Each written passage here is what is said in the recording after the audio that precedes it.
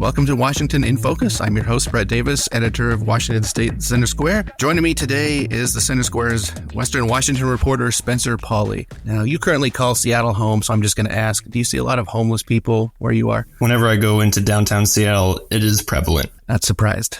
I bring that up because the King County Regional Homeless Authority has announced its Partnership for Zero pilot program is ending because initial funding for the program has expired. Can you tell us about the program and what it did achieve in its less than 2 years of existence?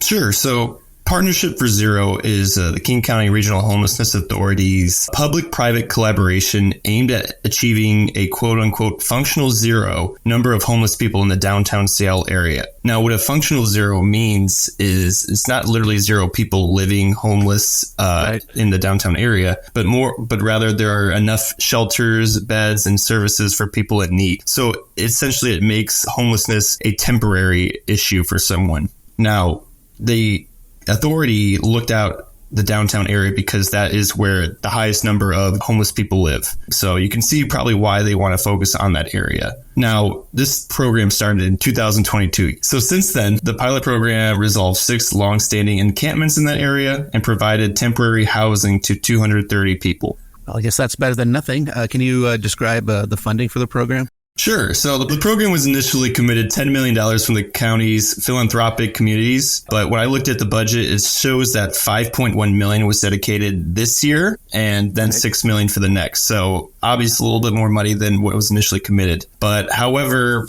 the program was looking at Medicaid reimbursements to help fund it and cover the cost. And from what I see, they were hoping that 85% would be reimbursed. But since this is program's ending pretty quickly, I don't know what exactly is going to happen next with the Medicaid reimbursements. Yeah, I think that seems like they were really counting on that to come through, and it didn't come through, is my understanding. Yeah.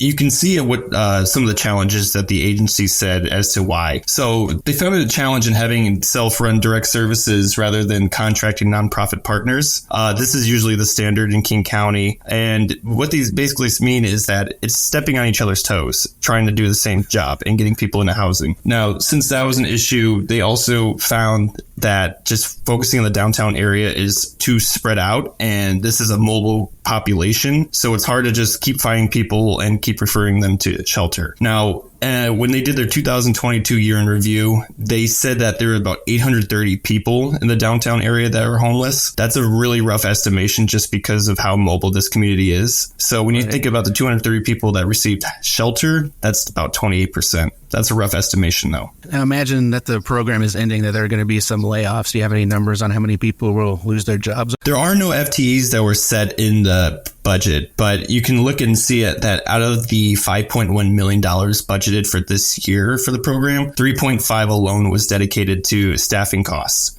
So It seems like there's going to be a good handful of people that are going to be laid off as part of this program's winding down. So did the people behind this program, did they learn anything from this? I mean, they didn't seem to accomplish as much as they wanted in the program, ran out of funding quicker than they anticipated. But are they going to try again? I think they're going to see if they can just distribute their funds to nonprofit services instead.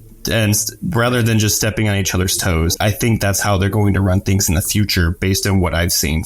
Now, I don't know if you know the answer to this, but why did they go that route? Why didn't they just, go the more typical route? I think they wanted to use a housing first approach and wanted to be more hands-on with it. And I think that's probably one of the issues they ran into and why it wasn't so effective is because there was just too many services out there trying to do the same thing. And so I think you're going to see them probably collaborate more with some of the nonprofit partners and just provide the funding rather than just do it themselves. I imagine there'll be more stories about homelessness in Seattle. It doesn't seem like a challenge that's going to be solved anytime in the near future. Keep up with this story and more at thecentersquare.com. For Spencer Pauly, this is Brett Davis. Please subscribe and thanks for listening.